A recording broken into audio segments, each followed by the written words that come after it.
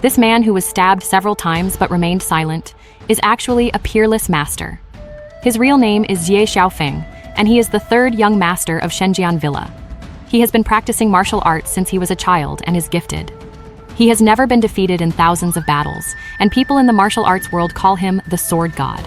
However, such a martial arts genius cannot control his own life, and he has become a killing tool for the family. His father forced Xie Xiaofeng to constantly remove obstacles. Although Xie Xiaofeng resisted in his heart, under the pressure of his father, he finally solved the swordsman with one sword. Seeing her husband's tragic death, the swordsman's wife and daughter were heartbroken. They both attacked Xie Xiaofeng with double blades in their hands. But the third young master did not want to commit murder again at this time. He just used simple moves to resist their attacks. Unexpectedly, the disciples of Shenzhen Villa rushed forward, and they quickly executed the lives of the mother and daughter on the spot. This scene happened to be seen by the boy in the house. The boy picked up the stick on the ground and rushed towards Xie Xiaofeng. In order to root out the problem, his father forced his son to kill him. After this incident, Xie Xiaofeng knew that he had committed a serious sin, so he abandoned his bride on the wedding day and left Shenzhen Villa. He became a homeless man and drank all day to relieve his sorrow and resolve the sin in his heart. Seeing that he was penniless and nameless, the tea house proprietress simply took him in as a handyman and named him the useless Aji. That night, a prostitute named Xiao Li was taking care of a customer, but the customer's gold beads fell to the ground. Xiao Li saw that he was unconscious, so she wanted to take the opportunity to pick up the gold beads on the ground. This scene happened to be seen by Aji. As expected, after Xiao Li's behavior was discovered by the guests, she was put into a sack and thrown on the boat. Seeing that the person who came to pick her up was useless Aji, Xiao Li couldn't help but complain about him. The next day, two gangsters came to the restaurant to eat a free meal. Xiao Li hurriedly stepped forward to stop them, but was pushed to the ground by the gangsters. Just as they were about to leave, Aji hurriedly stepped forward to stop them. So the gangster drew the dagger from his waist and stabbed Aji in the body. Although he was stabbed, he remained calm, while the two gangsters were frightened and panicked. So they took out silver from their pockets and gave it to Aji, and then hurriedly fled. Aji was worried that his identity would be exposed, so he dragged his injured body out of Xiaoyue Tower and came to the village where Xiao Li lived. When the boss of Xiaoyue Building got the news, he immediately sent his capable subordinate Wu Ming to arrest Xiao Li. The gangsters took Xiao Li away on the spot, and Miaozi was furious. However, facing so many gangsters, Miaozi, who did not know martial arts, soon fell into a disadvantage. Although Miaozi tried his best to stop them, he was still tied up by the gangsters. Just as they were about to kill Miaozi, Aji quickly grabbed the gangster's wrist and knocked the dagger to the ground. Seeing that someone dared to stop Xiaoyue Building from doing things, Wu Ming pulled out a machete and walked in front of Aji with a murderous look on his face. At the moment when Aji turned his head, Wu Ming was almost scared to death on the spot. The scene of a generation of sword gods slaughtering the entire clan suddenly appeared in his mind. Wu Ming, who recognized Aji's true identity, wanted to escape from here. But a man in strange clothes came behind him. The man's name is Yan Shisan, a rare swordsmanship genius. He started practicing swordsmanship at the age of 10 and mastered swordsmanship at the age of 13. At the age of 20, he was familiar with the sword manuals of the world and had been in the martial arts world for many years without any rivals. So he devoted himself to martial arts and swordsmanship, and Yan Shisan finally realized the 13 deadly swords. He thought the time was right, and he came to Shenzhen Villa to challenge the third young master. But he didn't expect to be greeted by Xie Xiaofeng's spirit tablet. I saw Xi Wangsun casually tear off a piece of plain cloth, which made Yan Shisan, who practiced swordsmanship, collapse instantly. He drew his sword in anger and split Xie Xiaofeng's tablet in half with one sword. The elders in the manor were furious, and they ordered many disciples to take him down. At this time, the owner of the manor flew forward to stop him. Yan Shisan suddenly felt a little rude. He hurriedly apologized to the owner of the villa, and he coughed up blood. Then he turned around and left without saying a word. On the other side, after Yan Shisan left Shenzhen Villa, he no longer had the desire to draw his sword, so he threw his sword into the lake. Then, Yan Shisan found an old Chinese doctor to diagnose himself. Due to years of hard training, his blood and qi were in chaos, and now he was incurable. Knowing that his time was running out, he put everything aside and looked for a place to bury himself. Following the guidance of the coachman, Yan Shisan came to Baihua Forest, and he bought a cemetery in the forest for himself. Then he came to the town and ordered a marble tombstone. Yan Shisan prepared for his death in advance. But when Yan Shisan was carrying the tombstone back, he happened to meet a group of gangsters bullying the people. He didn't want to care about the secular world, but he accidentally drove the gangsters away.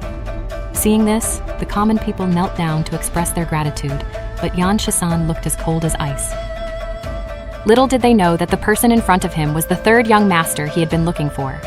So, Xiaoli came to Yan Shisan's residence with the villagers, and Xiaoli asked Yan Shisan to teach Aji martial arts. Yan Shisan hesitated for a moment after hearing this, and then he drew out his rusty iron sword and walked towards Aji aggressively. But unexpectedly, after Aji took the iron sword, his hand trembled slightly. This immediately caused Yan Shisan's dissatisfaction, and he picked up the iron sword on the ground and slashed at Aji, and Aji was so scared that he quickly used his straw hat to block it. Yan Shisan angrily stuck the iron sword into the ground and turned away. Until the evening, he sat next to the coffin and drank. After thinking about it, he still came to Xiaoyu Tower. He decided to spend the rest of his life doing good things and getting rid of harm for the people. The first thing to deal with is the big boss in the town. Anyone who steps forward to stop him will become a dead soul under Yan Shisan's sword. He killed his way to the big boss. He knocked the big boss's knife away with a sword. Then Yan Shisan grabbed him and brought him to the door of Xiaoyue Tower. After killing the big boss, the evil big boss was eliminated. The people of Fuhai Town beat gongs and drums to celebrate this exciting moment.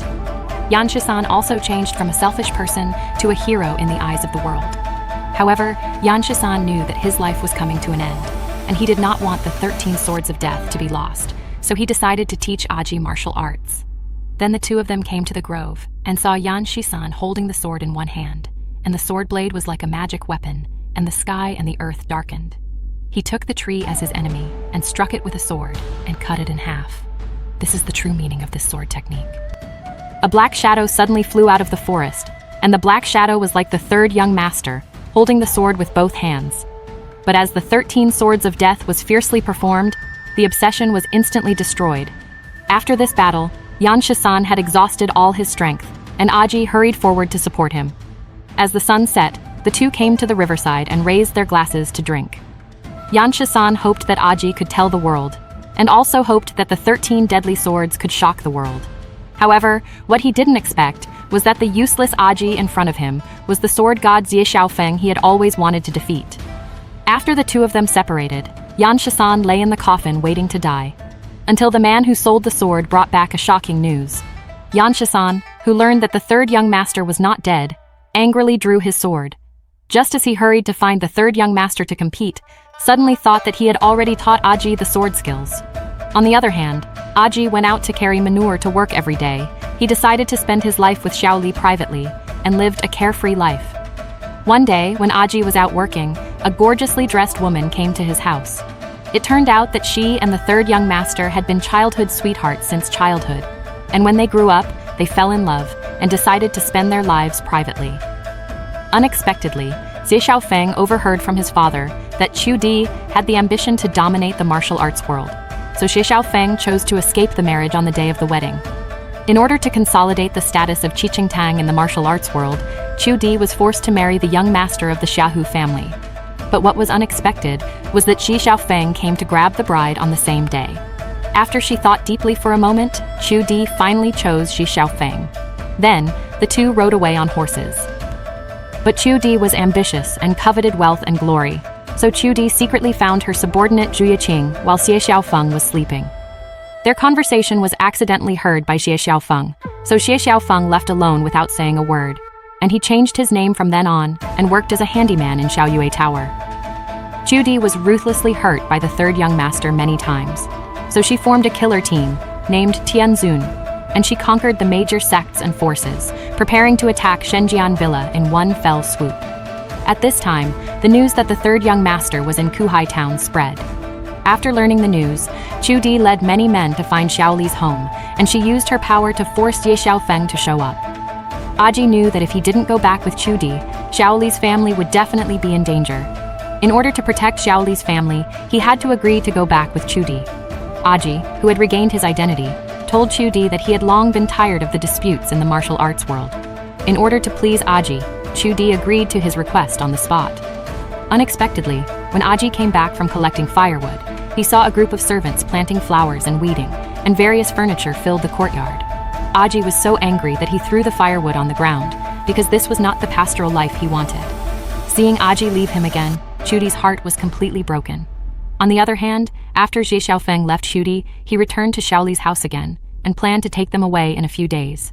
Just when Aji and Shaoli were lingering, a sharp sword suddenly attacked them. Fortunately, Aji was quick to escape. It turned out that Qiudi sent a large number of assassins to kill Shaoli's family in order to retaliate against Xie Xiaofeng. In an instant, thick flames ignited around the village, and the assassins slaughtered the villagers.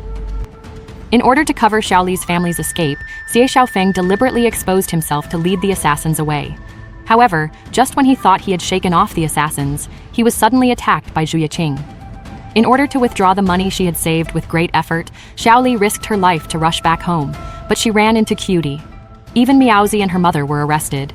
Qiudi immediately ordered his men to kill him. Miaozi rushed to protect him, but he was tied by the killer's neck with a rope and hanged on a tree. Then, the killer kicked Shaoli's mother down. Shaoli rushed forward to protect her mother, but the killers threw torches into the house. The fire was getting bigger and bigger, and the mother knew that she would not live long, so she tried her best to protect Shaoli with her body. When Xie Xiaofeng returned to the village again, it had already become a ruin, and Shaoli was burned beyond recognition. Looking at the scene in front of him, Xie Xiaofeng roared to the sky on the spot, venting his dissatisfaction.